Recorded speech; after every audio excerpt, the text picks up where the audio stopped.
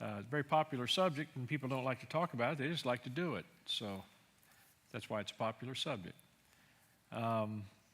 Just as a review, TPOD stands for Theological Understanding, and my name is Randy Schuler, and I'm the lead pastor here at Chesterfield Community Church. Thank you guys for being here.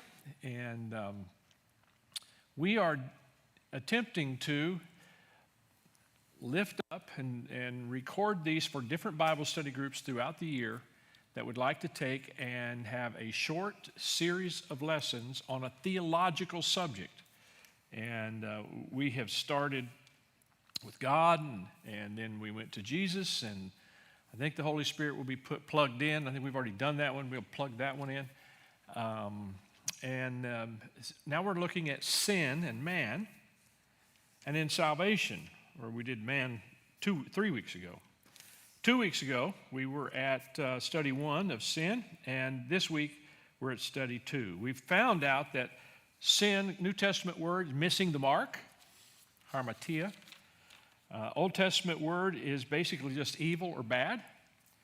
There are a lot of different words, and I decided not to go into every word, dozens of them in the Old and New Testament, either pointing to sin or describing sin or just defining it. We can sin with our mouths, we can sin with our minds, we can sin with our attitudes, we can sin with our actions and reactions. There are sins of commission, sins we commit, and sins of omission, sins that we should do right and we don't do. James says he that knows to do good and does not do it, it is sin. And wow, that covers a lot of ground for us each day, doesn't it?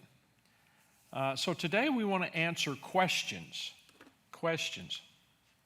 We start with this, therefore just as sin entered the world through one man and death through sin, in this way death spread to all people because all have sinned.